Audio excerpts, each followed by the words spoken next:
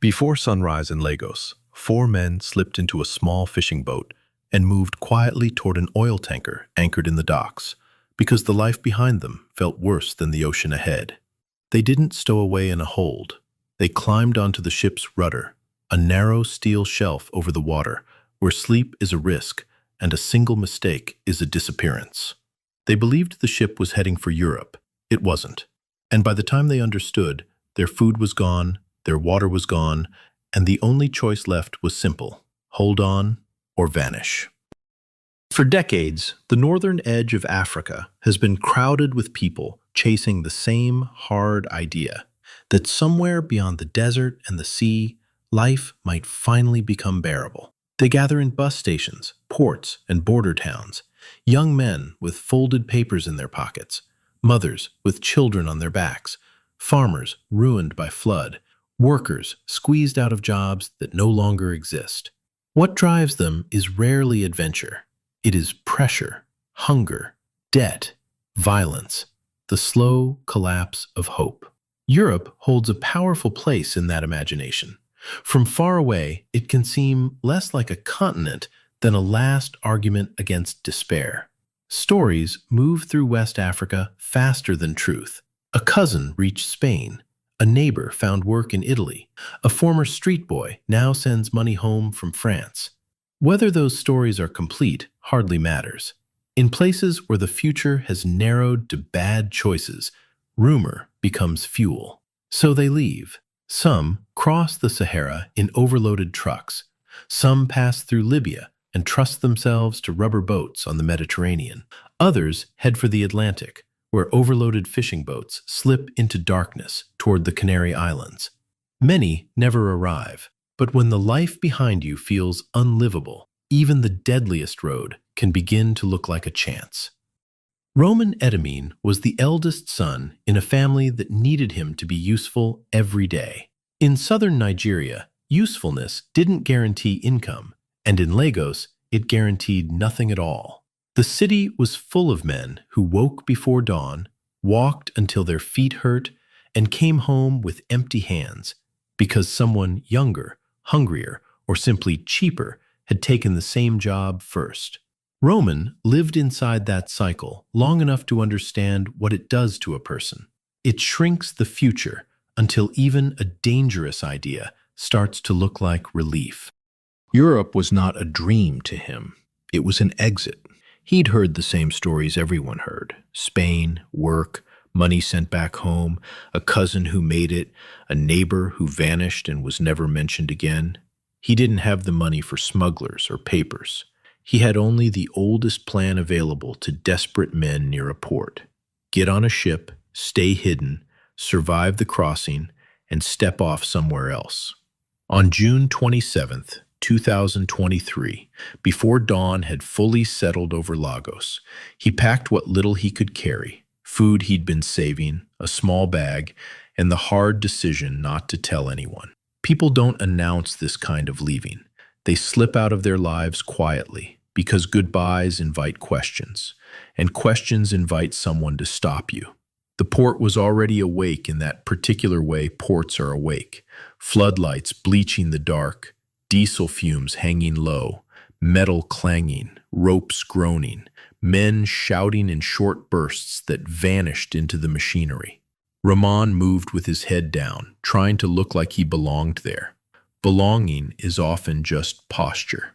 At the dock sat a tanker called the Ken Wave, immense, blunt, more factory than vehicle. Up close, it didn't feel like a ship so much as a wall of steel that happened to float. Rahman's plan depended on a simple fact: nobody looks closely at the stern of a tanker once it's underway. The only place a man could cling without being seen from the deck was near the rudder, low, greasy, constantly wet, perched above the ship's violent wake. To reach it from shore, he needed a boat. He found a fisherman willing to take him out. Whether the man did it for money, pity, or the quiet understanding of someone who's seen too many young men run out of options, Roman never truly knew. The deal was made in murmurs and gestures. Then they were moving, small boats slipping through the harbor's dark water, the the city lights pulling away behind them, while the tanker grew into a black cliff ahead. Up close, the stern loomed larger than Roman expected. The water around it shifted in heavy, restless swells, slapping against the steel and echoing in the dark. The fisherman timed it, edged them in, and Roman grabbed the metal, fingers searching for a hold that wasn't designed for hands. He hauled himself up with the frantic, careful speed of someone who knows he gets one attempt. He climbed into the hiding place expecting solitude. Instead, he found 3 other men already there. For a second, his body went cold in a way the ocean couldn't explain. The rudder shelf was barely a space, just enough room to crouch, to wedge your feet, to cling. Every extra person meant less balance, less air, less margin. And strangers at the edge of survival are not automatically kind. Hunger makes people defensive. Fear makes them cruel. Roman had brought food. Food is leverage. The 3 men watched him in silence. Their faces were tight, unreadable in the half-light. Roman understood instantly that the worst danger might not be the sea below, but the men beside him. Men who could decide in a moment that the simplest way to improve their odds was to push him off. But they didn't. They shifted, made room where there was almost no room to make. Names were exchanged, like small proofs of humanity. Thank God, William, Zeus. 4 men from Nigeria, each with his own reasons, all compressed into the same narrow corner of steel. No one apologized for being there. Nobody needed to. The world they'd left had already done worse. Then the Kinwave pulled away from Lagos, and the city dissolved behind them like a thing that belonged to another lifetime. The first hours were almost tolerable in the way the beginning of an ordeal can feel tolerable. They still had water. They still had food. Their muscles were fresh enough to maintain grips and adjust position without shaking. They tested the geometry of the place, where a foot could brace, where a hand could hook, which rope could be trusted. They spoke little, because speech costs breath, and breath costs steadiness. Above them, the ship's normal life continued. Somewhere on deck, men drank coffee. Boots struck steel. Orders were shouted and answered. The ship was not aware of its passengers. Down at the rudder, the Atlantic did what it always does. It moved without caring what it carried. Even in calm weather, the stern is never calm. The wake slams and bursts. Spray rises in sudden, cold sheets. The metal sweats salt. The air tastes of exhaust and sea. You cannot lie down. You cannot stand properly. You crouch or cling or wedge yourself into a shape that keeps you from sliding into the water. Sleep becomes something you steal in fragments, seconds, minutes, because a real sleep would mean losing balance. Whenever one of them drifted too far toward unconsciousness, a jolt or a burst of water would snap him awake. Their bodies began to learn that rest was danger. By the second day, the sun became an enemy. Out there, exposed on the stern, there was nowhere to hide from it. Heat cooked the metal. Salt dried on their skin and tightened until it felt like a second, cracking layer. Their lips split. Their eyes burned. When they drank, they did it in controlled sips because they understood, without anyone needing to say it, that water would become the central problem of everything. The nights were worse in a different way. Once the sun dropped, the wet clothes turned cold and the wind sliced through them. The rudder shelf offered no insulation, only exposure. They shivered so hard their muscles cramped, and still they had to hold on. By day 3, trust began to form, not because they liked one another, but because cooperation was the only way to stay alive. When one man needed to shift his footing, the others braced him. When someone started to slip from exhaustion, another grabbed his arm and held him upright until the wave passed. They learned each other's breathing patterns, the small tremors that meant someone was fading. They weren't friends yet, but they were no longer strangers. Time out there changed shape. Without clocks, without land, without any stable reference, the days felt both endless and thin. Morning arrived with light and pain. Night arrived with cold and fear. The horizon stayed blank. By the fifth day, hope began to rot at the edges. Spain should have been closer.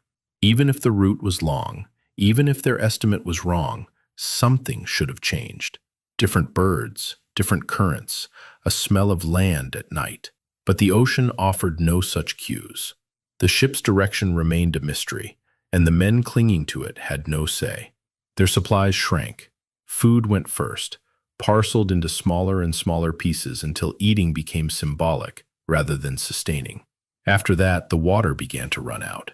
Thirst is not a simple discomfort. It reorganizes the mind. It turns every thought into a loop that ends at the same word. Drink. Tongues swell.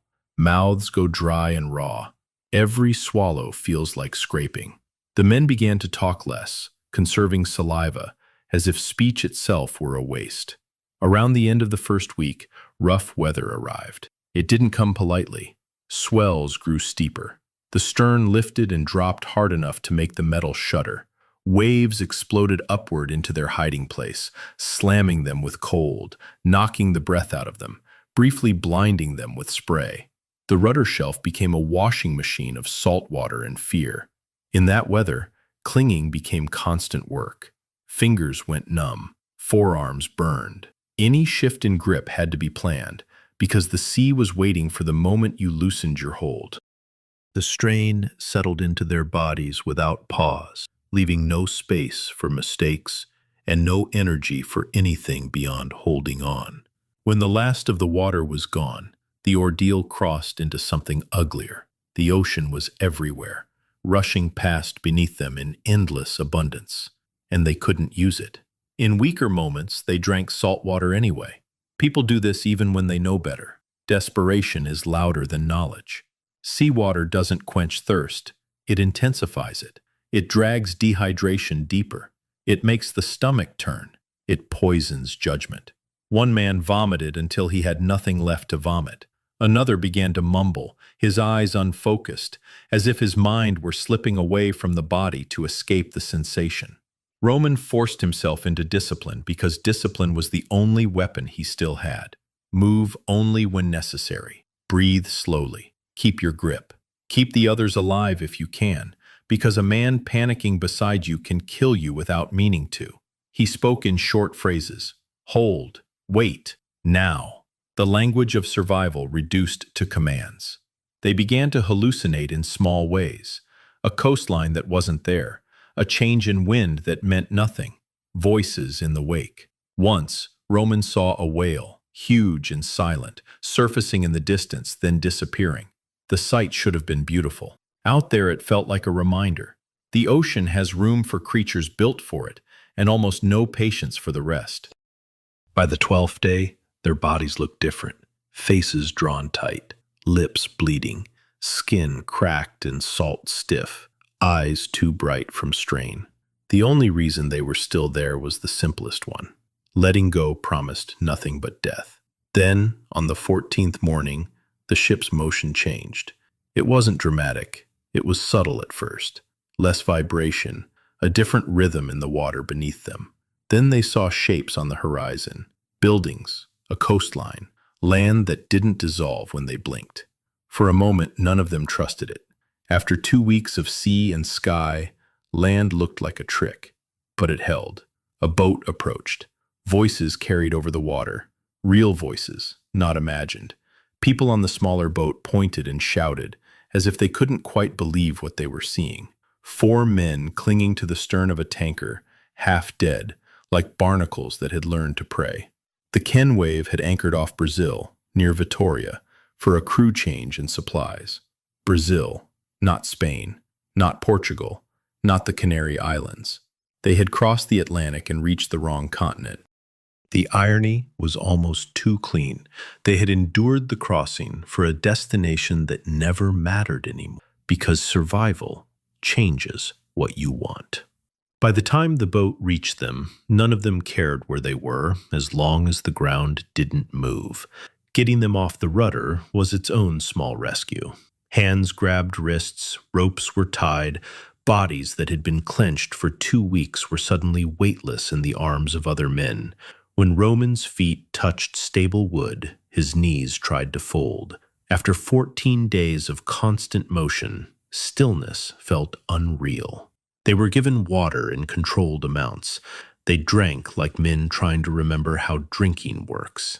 They were wrapped in blankets, examined, questioned, stared at with that mixture of disbelief and recognition reserved for people who have survived something everyone else assumes is impossible. News traveled fast because the image was simple and brutal. 4 men crossed the Atlantic on a ship's rudder and lived.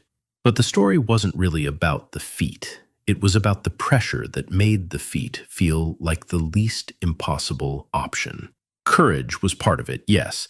So was stubbornness. So was luck. But the core fuel was desperation. Responsibility heavy enough to outweigh fear of the sea. 2 of the men decided they had paid enough and returned to Nigeria.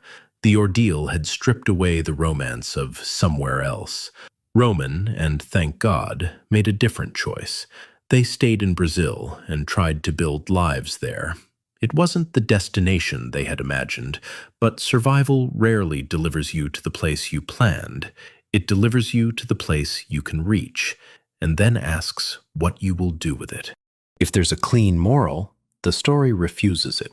This is not a tale where bravery is rewarded and suffering is redeemed.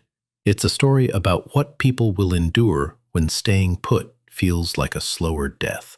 4 men climbed onto a tanker's rudder in the dark because they had run out of softer options. They crossed an ocean in pain, hunger, cold, and thirst. They were carried to the wrong continent, and they held on anyway, because letting go promised nothing at all. If this story moved you, don't forget to like the video and subscribe for more.